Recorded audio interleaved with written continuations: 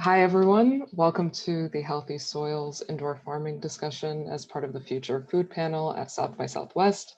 My name is Yara Naji. I am the Operations Director at Agritecture, and I'll be moderating this session today. As agricultural practices have changed and become a little bit more industrialized over time, soil health has been impacted in a really big way. And as a result of that, there's been a lot of different approaches people have taken to farming with soil and even without soil. And so today we'll be answering questions like, how do we create healthier, safer, better food more efficiently and sustainably? Why is soil health so important? And what does the future of soilless farming look like? And with us, we have a lot of incredible individuals in this field with varying backgrounds in agriculture. So let's start by going around and taking 60 seconds to introduce yourself, where you work, and what you're doing at the moment. Let's start with Tinia, and then go to Micah, and then Dan. Awesome. Thanks for that, Yara. So my name is Tinia Pina, the founder and CEO of ReNuble, and that's spelled RE-NUBLE. We basically take unrecoverable produce waste from food manufacturers, distributors, and processors, and we basically within 24 hours turn it into liquid organic hydroponic nutrients. So that just allows a lot of the soilless farms to be able to grow using food waste as a compatible nutrient source for their systems. Thank you.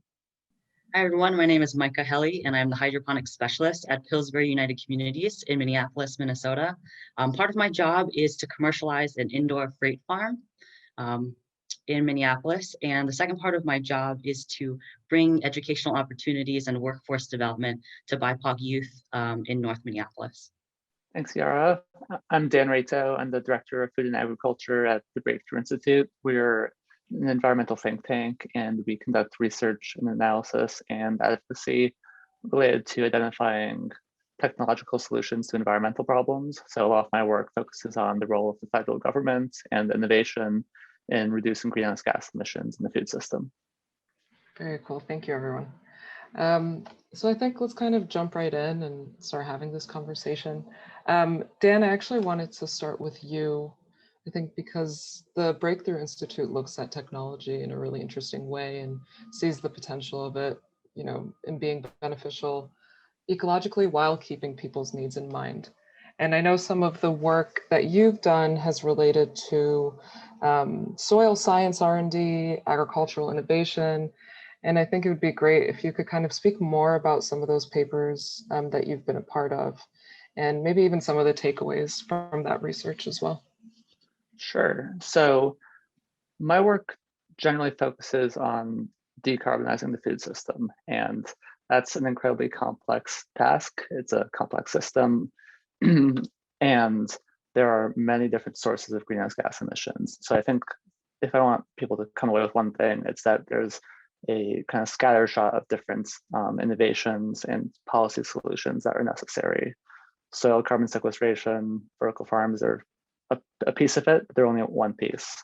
So a lot of the work that we're doing is looking at how some less traditional innovations could really help drive agricultural sustainability, like the role of feed additives or feeding seaweed basically to cattle to cut methane emissions, and the role of new meat alternatives, plant-based meat, cell-cultured meat, things like that. But zooming out more broadly, we see this long trend historically of government-led research and development driving massive productivity improvements in US agriculture, allowing people to grow a lot more food with less land. And while sometimes that's involved more resources like fertilizer, over time, we see that research and development being key to cutting resource use, land use, and producing more food. That's really interesting. What's maybe an example of some of that government-led R&D that maybe you could speak about? Sure. So, well, historically, the public sector was actually the government was the primary source and funder of research and development in agriculture. That's no longer the case. The private sector is kind of resurgent and has taken that lead. But pretty much anything that we eat has its origins in government research and development. So hybrid seeds, for instance, were funded, or really developed at agricultural experimental stations that were government funded in the Northeast. And that led to development of the corn that we have today, basically the whole livestock system, as well as pretty much every cereal and grain that we consume. Yeah. It's pretty remarkable. Nice. Well, Tinia, I feel like I'd want to move to you here as someone who has a lot of valuable experience with R&D, especially for your product. So if you could talk to us a little bit more about the work that ReNuble is doing. So we've spent about 7, almost 8 years just testing, taking food waste in various food waste compositions and various mixes, and changing the composition of it, changing the form factor of it, processing it in different iterations, to make it so that it's water soluble. So the same aspects that a soil farm would want to be able to, or would value an input or a fertilizer, we need to also replicate those same types of traits. So when we say water soluble, we're making sure that the plant has it in a plant available format. Because with organics, it typically takes sometimes 7 to 10 days for those compounds to turn into a plant available form, or plant food that is readily to be digested. And in doing that, there's been a number of challenges. The plant has to have it at a certain pH depending on the crop type. And along with, what hasn't been discussed often that we're trying to be a little bit more educational and we'll be releasing content about, is water quality. So the experience of the farm in working with organics and trying to make organic a suitable alternative to mineral salts, which contribute to 3% of the global greenhouse gas emissions, it really comes down to water quality and keeping that as controlled as possible. Because if not, whether it's food waste or manure or chicken litter that's been hydrolyzed, all these different types of organics that are great for soil as a soil drench. But when you put into a soilless system, it can lead to biofilm accumulation, anaerobic zones that generate microbes that will lead to food safety pathogens. You really have to make sure things like there's enough dissolved oxygen in your water reservoir, basically your water source, for the plant to be able to mineralize and move the nutrients throughout the plants for it to be as productive and have those turn rates or harvests as quickly as a farm would like to have in a controlled environment setting. So there's not a lot of research. We're trying to invest more research on the water quality side and test with a number of different technologies. But for us, our goal is to make kind of like fertilizer production more distributed and using localized waste streams so that, you're not having economies in Africa and elsewhere really dependent on mineral salts that have such a high carbon footprint. They can source a lot of these inputs, and the inputs are going to be different based on the region. Like food waste is such a fragmented supply chain that, we've spoken to investors and some people that think that, there's already these well-funded food waste solutions, mostly software driven, and they think that that's the end all be all, but that's not the case. The infrastructure is so different depending on the region, depending on the country, and especially the regulatory policies that incentivize and try to modernize it. So we take that all into consideration and really just try to scale a model that can be replicated irrespective of the market type and the food waste type. So I hope that gives you some more background. Oh yeah, no, that's great actually. And, Tinia, based on, your experience, with developing this product so far, I think we got a good idea of some of the challenges, but what's been something that has been helpful? Is it, certain governmental subsidies that have been available? Is it just, hype around this and like being able to get investment? Is it, more research resources? What do you think kind of will help drive the work that you're doing forward? Yeah, more recently, because of the Farm Bill and a number of other agencies, like I can't remember what the acronym stands for, Foundation for Farming, FFAR, something along those lines. Yes, that definitely, I think because of the priorities, especially around urban agriculture, is starting to catalyze more investment there. However, 2 years prior to that, it was very much, I think we were a little bit too ahead of where the market kind of saw the demand, the need for this. And it really, what catalyzed it was COVID, and realizing that we have all these shocks and disparities in the supply chain of food production. And then it's like, oh, well, you know, what's also really, I hate to say it, but profitably driving the interest is because the organic category and how hard it is to grow organically in this space. So that's really what helped us. Prior to that, it did honestly, and it was more of a research project, which is why we bootstrapped it for so long. But now it's finally more mainstream. And I think farms, you know, we spoke to a farm yesterday, all different scales, right? So 632 square feet up to about 55,000 square feet, all haven't had success with organic. So, you know, we hope to continue to kind of lead on the research there. There's a lot more that we need to do and a lot more that we need to kind of show in the education and research. And you'll start seeing that in about 3 months from now, a lot of that rolling out. Nice. That's really exciting. Okay, great. Micah, I do want to also jump in to some of the work that you've been doing as well. So I know you have some experience with pretty popular CEA facilities in New York, like Smallhold and Square Roots. And now that you're based in Minneapolis, which I think is also just another really interesting city with a lot of different diversity and people with a bunch of different backgrounds, you know, what have you seen different from moving from one place to the other? And have you seen a kind of shift in, you know, people's relationships with farming or differences in the food system? Mm-hmm. Yeah, great questions. I think backing up a little bit, I want to just talk about, I grew up in North Chicago, and I majored in biology, and I wanted to be in agriculture. And I worked on an organic farm outside. It was really tough. They threw me in a greenhouse initially, and I loved the aspect of controlled environment agriculture. And it was a way for me to apply my biology degree. But in Chicago, North Chicago, the suburbs, there weren't many training opportunities for me to get in. Right. I didn't really have any formal training on what hydroponics was. I didn't know where to start. It seemed like the entry-level positions required, 2 to 4 years of experience. So I looked out east, and I met up with Square Roots, and I interviewed, and I joined their year-long Next Gen farmer training program, which kind of taught me the basis of hydroponics. And they have a campus of 10 freight farms that they've retrofitted and updated.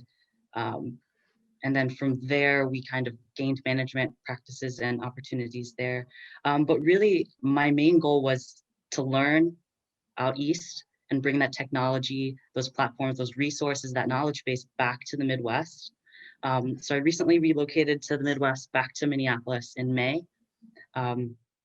And the beauty of these types of systems, the modularity of these container farms, is that you can really drop them down anywhere and hook them up. You can put them on top of a roof, you can put them in a parking lot. You can really get close to urban areas and give kids and BIPOC youth the opportunity to see these systems where there wasn't before any entry point. So I think, it's interesting to be in Minneapolis because you think about the winters here and how year-round growing capabilities can really be a game changer for getting high quality local food available to people in co-ops and neighborhoods and communities here. Definitely true. Yeah, I mean, Midwest cold is not like East Coast cold for sure. So no. That's one thing. So do you see that people they receive the kind of farming that you're doing well? Does it come down to, just being able to have this healthy, clean food accessible, or is that what people care about? Or do you find, hesitation? Do you see some interest? Because I know you work in a freight farm right now. Is that what you operate as well in Minneapolis? Yep. So I would say that this technology is fairly new to the Midwest. Most of the industry is on the East Coast in New York City and on the West Coast in like Silicon Valley area.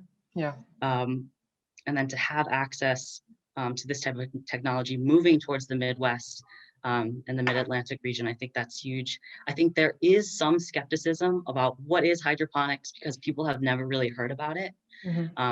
They've heard about hydroponics more in terms of like cannabis production and how insanely profitable it can be, but they don't quite see the connection between hydroponics and local food and like learning opportunities for people, the less commercial side of it. Yeah, That's definitely interesting. Tinia, Dan, have you guys come across any of that as well? Have you seen people kind of receive the sort of work that you're doing, you know, whether that's in the industry research-wise?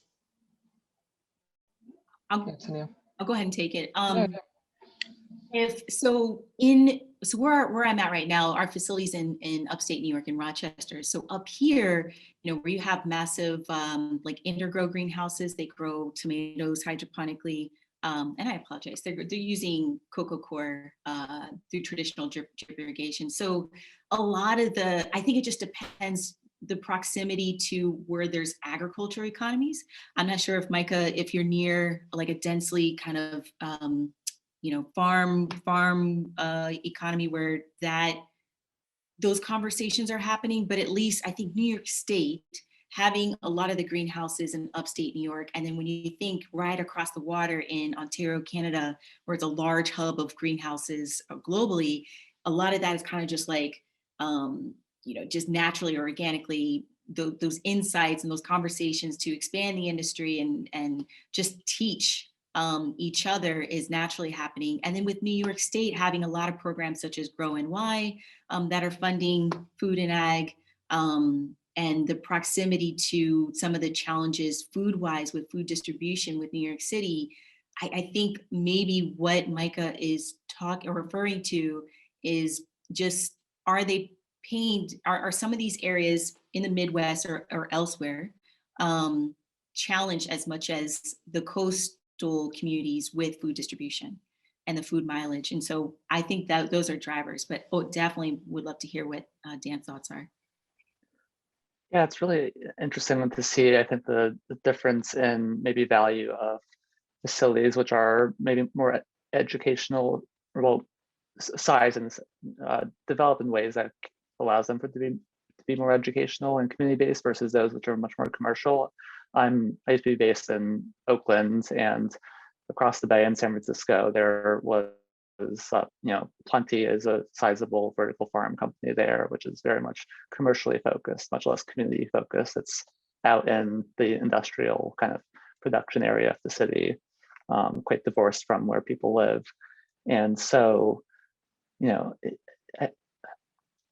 I think those facilities in a place like San Francisco, pretty close to pretty much the breadbasket of the country, where almost 90% plus of our greens are already grown, relatively nearby to the Bay Area.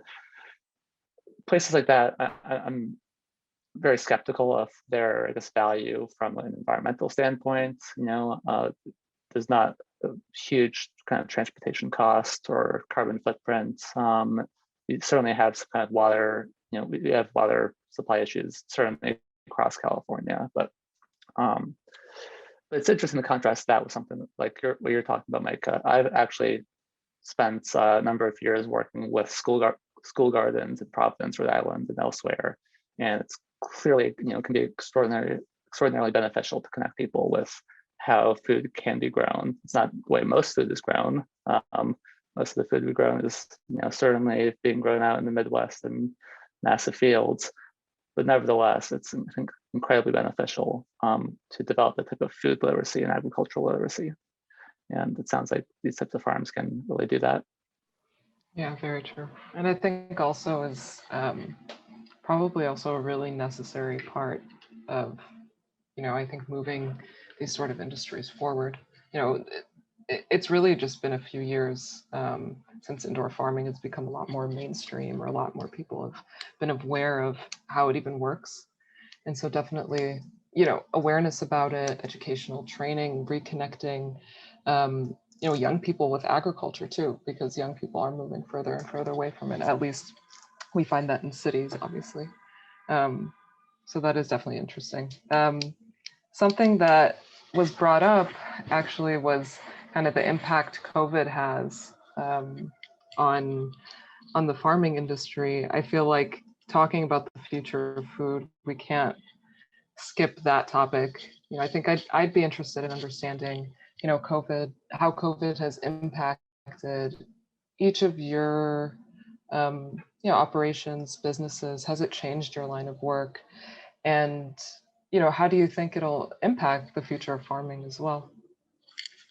Micah, maybe let's start with you, if you don't mind. Yeah, so when COVID first started about, what was that, a year ago, when it officially became a pandemic, Maybe, yeah. I was working at smallhold, and I think a lot of small farms and businesses had to significantly shift their business model to stay afloat. They had to be creative. So at the time, the mini farms, smallhold has mini farm mushroom units that were employed across grocery stores like Whole Foods and in bars and restaurants.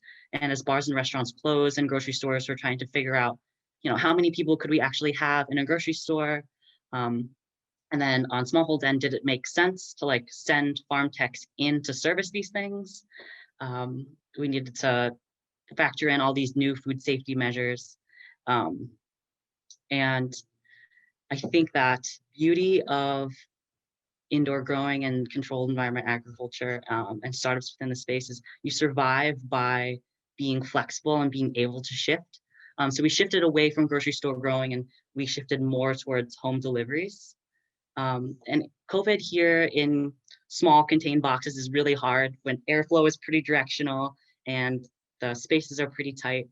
We've had to cut back a lot on how many people can be inside the farm and food safety practices around, checking in with people daily to make sure they're doing well and feeling great, no sore throats or no symptomatic things with them. Yeah, and you've seen, that kind of shift of, your direct to consumer model. What were some of the challenges that came along with that shift, and what maybe even worked better with a business model like that? The direct to consumer model? I think it got our brand out in different places. Yeah. I know we really worked like the Instagram angle and like brought people in with grow kits and like they would share what was going on and it brought people really closer to their food. I think a lot of people don't even know how mushrooms grow. So for a bag of inoculated sawdust to like show up on their stoop steps and for them to be misting and like sharing with their friends, I think it brought people in New York City a lot closer to the process. I think that's really special. And it was a fun quarantine pet. Yeah, true. Very cool. And what about you, Tinia? How has kind of COVID impacted your operations and your work? Yeah, so February 27th, we had like a bank loan that we were depending on to kind of release. At the time, the technology was a nutrient delivery system. So the product actually wasn't liquid. It was pelletized food waste that had been sterilized. And it was going to work with our nutrient delivery system that would be installed at the farm. And its sole intention was to take the pellets and basically turn it into a liquid form that's been homogenized, just means a clear, not clear, but just a singular liquid form at the farm. So they would use it in their own kind of frequency. Mm-hmm. Scratch that, because money dried up. And like Micah said, you really get creative. And so we went back to liquids forms, but it's completely different because we had to completely redo our manufacturing process and the product itself. So that prudence actually served us to our benefit. And I'm really kind of happy that, we were really kind of held against the wall on that. I think industry-wide, it has been interesting. And I think all of us has witnessed like the most amount of cash injected into this market ever. I think they've said recently, about like 3 billion based on Ag Funders report in just CEA in general, something like that. I'm right? I think it's around that, yeah. We'll definitely need to fact check. Yeah. So it's pretty sizable. And I think, there's like fierce competition because of it, right? So, now everyone's trying to be the leader in the growing technology system, the lighting, all the OEM components, et cetera. For us, we've kind of, and we never banked on this, but we really kind of been on the lucky / benefiting these dynamics, because now it's like, okay, a lot of these farms are ultimately kind of eventually selling a commodity, right? Until, and I hope that it reaches this point, until we really lead with nutrition and we can grow food that can really kind of move the needle on helping families and people kind of meet their nutritional guidelines. That's what I would love to see. But, you know, at the end of the day, they're growing lettuce, right? And all these different varieties. So they now need to become more differentiated and are spending a lot more time to drive their differentiation through their carbon impact and their sustainability. So we see it on their nutrient source. We see it with the substrates. That's a big topic. And now also on the waste side, you know, and because COVID really kind of shown how the shocks in the food distribution can create, you know, like immediate but short-lived food waste volumes for that farm, they now need to think about something. So we kind of, you know, thought about creating a technology there to help them immediately turn into value for their farm in real time. So it's been very beneficial for us. We never would have thought that would have taken place.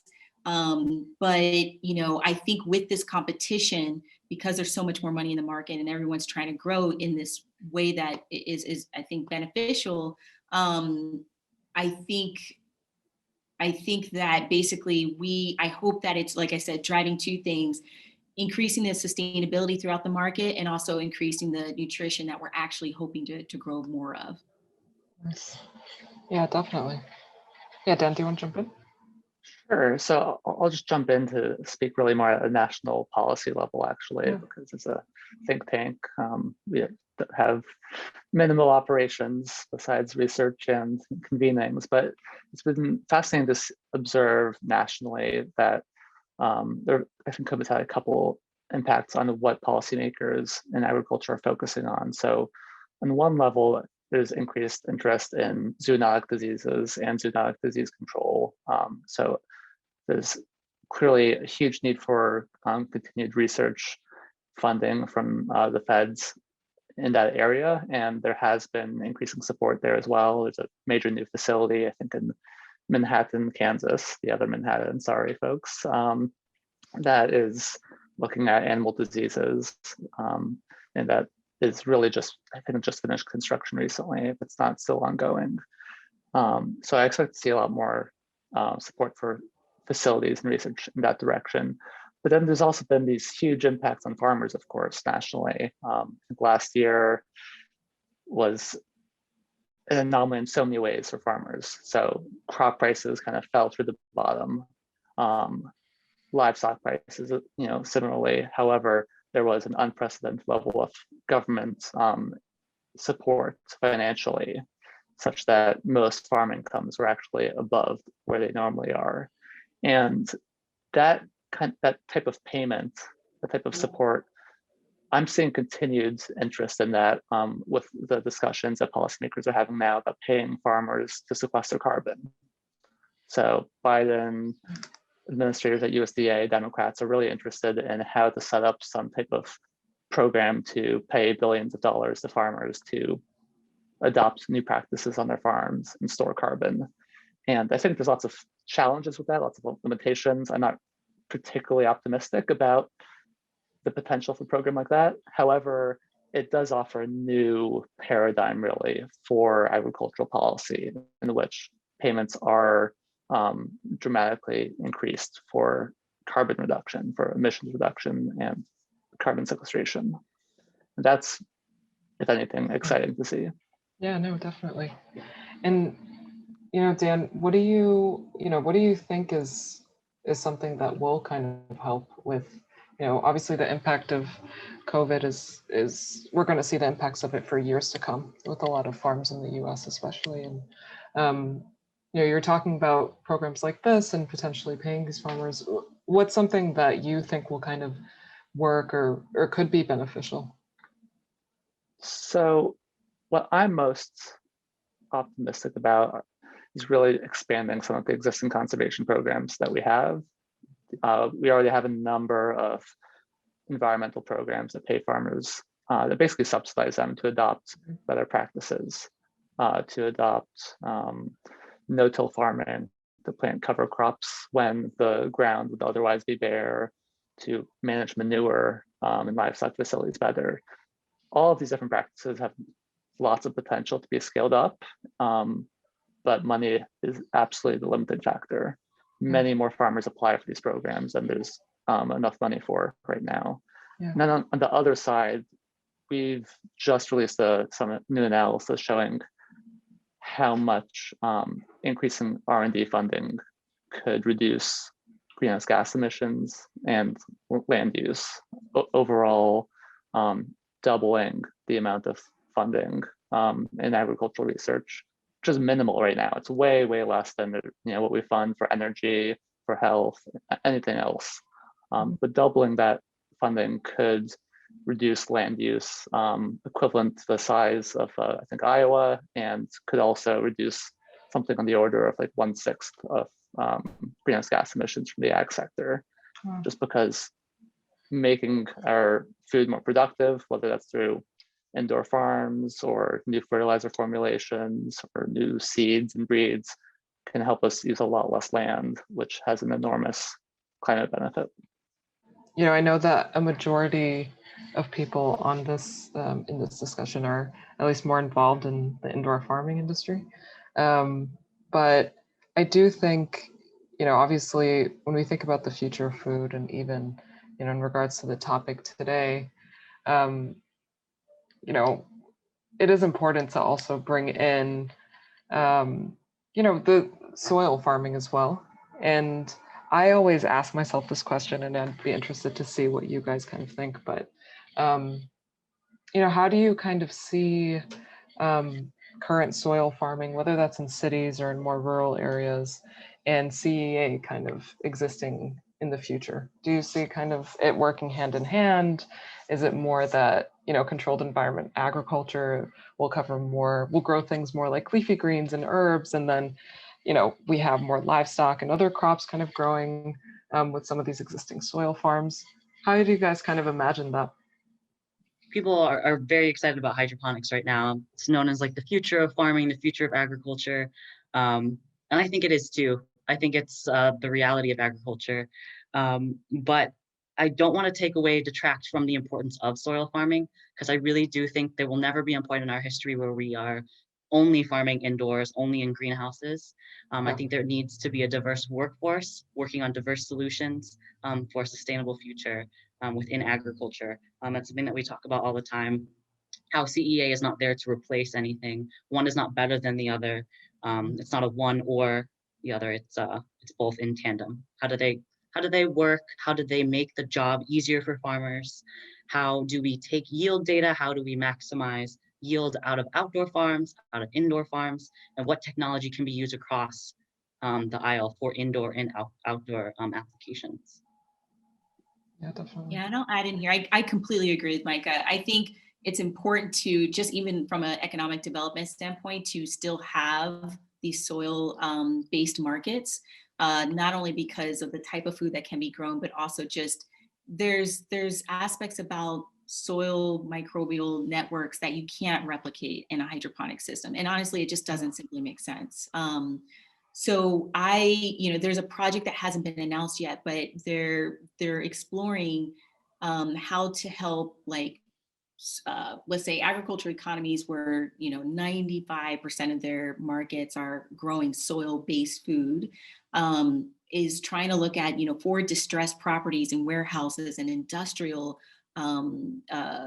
properties to use that space for indoor growing, so that the farms that have been growing for legacies in the soil and in fields can be able to extend their growing seasons in a CEA way. So I think that type of movement and development is more of interest to me personally, and I hope that proves to be feasible, because I definitely think that's something that is replicable across the country, rather than greenhouses and vertical farms. It's just not going to be feasible from an economic, or just how things are, the dynamics in each market.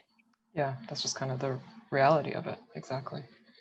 Dan, I don't know if you want to jump in here, if you have anything to add. But yeah, I think it's important for everyone to just listening to understand that 2% of US farmland is devoted to fruits and vegetables right now. And I think 90% plus is going to corn, wheat, soy, rice, other grain and oil crops, which, despite many people's wishes, are likely not going away anytime in the foreseeable future. And so I that's really to reiterate what Micah and Tinia, you're saying, that it's really a both and approach, that there's no foreseeable future right now that is purely indoor farmed, and nor would I think, nor would I want that to happen. I think that the US and so many countries, we have this tremendous abundance, this tremendous resource, which is the land, which is the fertility in it, the microbes, the nutrients, grasslands, rangelands that animals are able to turn into meat and other products. And just in terms of thinking of environmental efficiency and the best use of resources, those are resources that I think we absolutely should continue to use, and certainly to manage better and to maintain, so that they don't degrade over time. Yeah, most definitely. Just want to hop in and add something to both of your comments. I think we talk about R&D in the space a lot, and R&D in hydroponics is relatively new. I feel like sometimes we are writing our own manuals, figuring out our own SOPs to get things done. I think the largest limiting factor within this industry is what can be grown in CEA at scale commercially, because you could grow as much basil as you want, but you're not going to feed the world off basil, or lettuce, or I think we definitely need outdoor to supplement what we can grow in indoor right now. Yeah. There's a farm as well that comes to mind. It's like a smaller scale farm, and you guys are probably familiar with it, Micah and Tinia, but Harlem Grown, they're based in the city, but their whole model is they grow outdoors, they give students in the neighborhood these plots of land to grow from, and the food is distributed locally, but they do have a hydroponic greenhouse that opens up in the winter so they could extend their season. And I always love that model, just because it kind of works together just really well and partners those two methods, I feel like, in a really nice way, and obviously keeps the community in mind, which is incredibly important. Hi, Carolina, how you doing? Apologies. No, it's all good. So my name is Carolina. I am a graduate student at the LBJ School, my final semester. Yay! Also the volunteer president of the Central Texas chapter of the National Young Farmers Coalition, and my partner and I farm. We have a 35-acre farm, 5 acres in certified organic vegetables, and then we have a small herd of red Brangus beef cattle on the farm as well that we rotationally graze throughout the farm. And my work has been everywhere from in food service to food access to policy, advocating for state legislation currently. So pretty varied perspective. Yeah, but definitely. And you're based in Texas, right? Yes, I live in Austin, Texas, and we farm just outside of Austin. Okay, very cool. So one of the questions I had for you, Carolina, was just around, obviously, the recent historic storm that happened and the deep freeze that hit, I think, obviously, the agricultural industry in a really big way. So I wanted to know, kind of just climate risks obviously have a big impact on soil, the future of farming. And, what do you think that means for the future, especially for some of these smaller farms that I think you work with and also have yourself? Yeah, I have a lot of things to say about this recent freeze. It is not impossible, it's not unheard of for Texas to get a deep freeze every couple of decades. But this was really more than a weather event. This was a total systems failure. So because the Texas energy grid is not hooked into the federal grid and has been deregulated so aggressively over the last 20 or so years, it is so fragile that gas pipes and oil pipes froze, and even a small nuclear power plant, which is supposed to be impervious to these kinds of weather events, failed because the the mechanisms for controlling it froze. They're not weatherized for this kind of weather. Yeah. And there are much smarter people who have said much smarter things about it than me, but what we've seen here is that not only did people lose electricity, we had pipes freeze and pumps crack, and that means that even for the folks, so we had on our farm, we had almost total crop loss in the fields, and then we also lost the majority of our transplants in the greenhouse because of those power outages. And then because the pipes cracked, we couldn't water what did survive. And in addition to that, roads were iced over, propane became really hard to get. And so we had families, not just farmers, also farmers, but not just farmers, who literally died. We had folks literally die here in Texas from the freeze. And it's, we're here in Texas, we have a leadership at the state level that does not even want to acknowledge the fact that climate change is happening, that it's happening because of decisions that people and industry are making. And so the conversation around climate adaptability and climate resilience is a very delicate one. So even when we're talking about soil conservation funding, which is something that we're working on right now, and will maybe or maybe not be able to go anywhere with it because our legislative session is a mess this year. Right. We have to be very thoughtful about how we talk about it, right? And to focus on the power of soil to act as a sponge and both manage heavy rainfall events, but also drought events. And so we don't even really have the freedom to have these frank conversations about what the conversations around climate adaptability need to be, which is incredibly frustrating when you are someone who is experiencing those climate changes on your farm, where it's shifting even when you plant things, the extreme weather patterns and weather events that are happening, and you can't even say the word climate change. So right. Yeah, it's been the Central Texas Young Farmers Coalition is one organization working statewide with a number of different organizations and universities all over the state that is providing relief work. And so we've been going through applications and seeing what people have lost, and it's devastating. Yeah. And we won't even really know the full extent of some of the losses on things like peach and citrus trees for a number of years. And so people have lost potentially their whole livelihoods, and the state does not have any allocated resources to providing Texas farmers relief. It's all, even the Texas Department of Agriculture's agriculture fund is crowdsourced. Yeah. Not even funded by the government. So it's been a really, really challenging couple of weeks here in Texas. I'm sorry to hear all of that. I mean, do you see kind of different farms there, just farms kind of coming together and trying to help each other out, since there isn't really, I don't know, doesn't seem like there's much financial aid available yet. Yeah, we don't really have much by way of a safety net. And of course, Black and Latino farmers are going to be the most under, provided.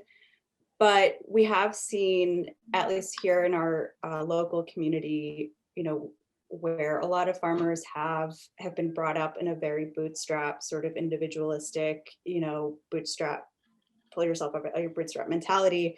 And we've seen a really big shift, and people really leaning on each other in a way that we haven't seen in the past, and that I think is really heartening and is really inspiring too, because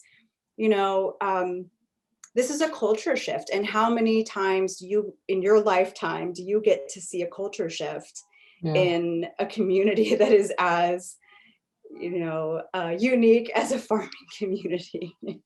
Right. And so that's been really beautiful. And also from a consumer perspective, we've been seeing a lot more support and a lot of awareness of what the impact of something like this freeze are on farmers, which I think even before COVID maybe wouldn't have been as apparent. COVID really highlighted the strength and resilience of the small farming and the local food movement, you know, which is imperfect, of course, right? The local food movement is flawed, but has a lot of strengths that the national food chain just doesn't have.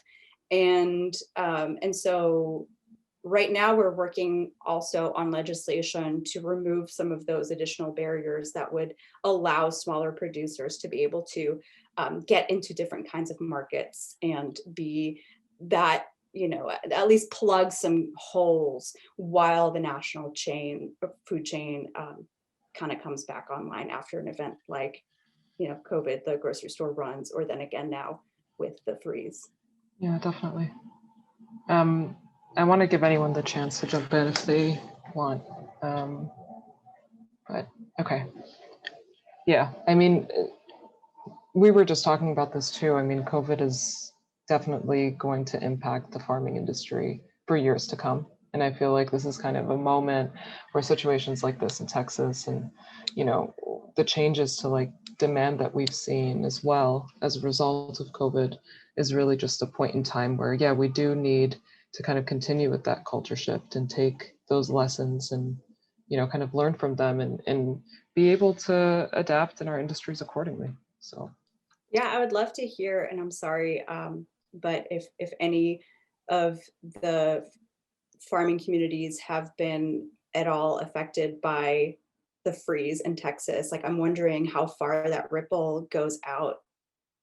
I'm sure y'all might be a little bit too far away, but I'm just so curious because Texas does produce a lot of food in other parts of the state and so, or other parts of the country. So I'm just curious if y'all have noticed anything. Well, I'm not in Texas, and I'm much more of an ag policy analyst than a farmer, certainly. But I think the case of this freeze and total kind of systems failure in Texas highlights is the need for improved resilience and adaptation, and not just like changes in that's where we grow food or the systems through which we deliver food, but also like what are people breathing for? What are people kind of designing for when they are conducting research, when they are developing new products, when they are funding companies? And I think increasingly there are specific regions of the country that are under new resource constraints, whether it's, you know, increased drought in California, warming in the Midwest, increased kind of extreme rain in various parts of the country that erode the soil, or you know, maybe more increasingly in the future, you know, cold snaps like this in some places. I think all of those are new stresses that we desperately, you know, need innovation and research around. So it's going to take, you know, a huge diversity of people approaches, but I think it is critical. I do just want to give everyone a final question that we mentioned earlier on, and we can kind of end there. So we can kind of go one by one, but I want to see, just, you know, based on all of your backgrounds, experiences, how you would answer this question. You know, how do we create a healthier, safer, and better food system that's more efficient and more sustainable? And even, you know, what do you think, you know, the future of farming looks like in, you know, 5 years from now, 10 years from now? Just kind of anything that sort of comes to mind. Yeah. I think one of the simplest answers is we need some type of policy in place to support farmers, whether they're outdoor growers or indoor growers, to give them a safety net to grow. I mean, I think the average age of a farmer these days is like over 50. We need to be able to bring more young people into the fold, make them excited about agriculture, and give them the opportunities to innovate in any way that they see fit.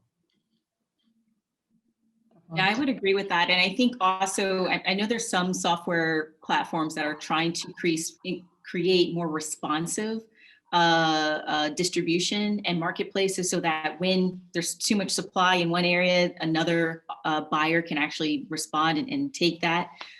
So I'd like to see that. I'd like to see also going back to, producing food to meet nutritional needs. I think that's a big theme. I also think, workforce development and increasing the opportunities, not to just kind of like the coastal areas, but exactly what Micah's doing and what is needed more. Because I think what is by habit and by, perhaps familiar legacy, a lot of people focus on, their career being what their family's career has been. And that shift in mindset will kind of lead to more excitement around the industry. So more technology. I'm cautious to say open source, because I think there's been a lot of people that want to exchange more data, and I just haven't seen the collaboration across farms, especially the CEA, where their intellectual property is the data and the types of systems. So I don't see it coming anytime soon. But hopefully, just around at least jobs and giving access to what is going on across the country, not in specific areas of the country, will certainly help. Yeah. Building off of that, I think that a substantial buildup in federal and state government-funded research and development is critical to building a safer, healthier, more equitable, resilient, and lower carbon food system. I think that we hear a lot about the private sector's involvement in innovation, and it's clearly key. However, there are major challenges that the private sector is not incentivized or well set up to address in the food system and with innovation. There are long-term challenges of developing low carbon, basically everything, beef, fertilizer, fuels, that there's not much private incentive to invest in right now. And so in all of these different fields, as well as nutrition, resilience, we need a substantially stronger, more forward-looking public sector, actually, and one that's more democratically, responsive, one that is hopefully responsive to representatives and the people who they are representing. And I think to get there, we also need a lot more support for the many people who have been shut out of the R&D system. So more support for the historically Black universities and tribal colleges and universities, which get separate funding from the other universities right now, and which have historically gotten a lot less funding. So if we do want a more equitable food system, and one that is strong on the talents of everyone in our country, we need to move in that direction. All right, just to blow everything up, I actually think that we have an overabundance of focus on innovation and technological focus. And one of the pieces that I'm not seeing enough conversation about and that I would like to are things like labor rights and how that plays into agriculture. And it's not being addressed because it's complicated and unsexy, unlike, artificial meats, which are very exciting. I also wish that we were talking more about reducing the corporate consolidation, undoing the corporate consolidation that we've seen, especially since the 1970s, which has made very few people incredibly rich, which has led to Bill Gates being the largest landowner in the United States, which has led to, chicken farmers, just basically indentured servitude contracts with companies like Tyson. And I struggle, living in Austin, right, which is the beacon of innovation here, South by Southwest, right, like tech, like new ideas. But I actually don't think that we're doing enough to take care of the people who are here now. And we're not taking the time to look at what the past can teach us about how we can build a food system that works well for everybody. Really basic things like the fact that the city of Austin did not have an emergency feeding policy in place. And now we've seen families going hungry for the last few weeks. Really basic safety nets, right? We know that hunger is not addressed by agricultural innovation. It is in fact best addressed through social safety nets, like we've seen in Latin America. And so I think that we need to stop looking so much at the future for the future of food and actually look at what's happening right now and look at the past and look at how we can undo the racist, the colonization, the corporate harms that have created a food system that we're now trying desperately to improve with these little tweaks that actually need a massive overhaul. So that's quite an amazing place to end, honestly. Okay, well, I know I really enjoyed this conversation, and I appreciate all of your insight, your background, and I hope people will also learn a lot too from this discussion.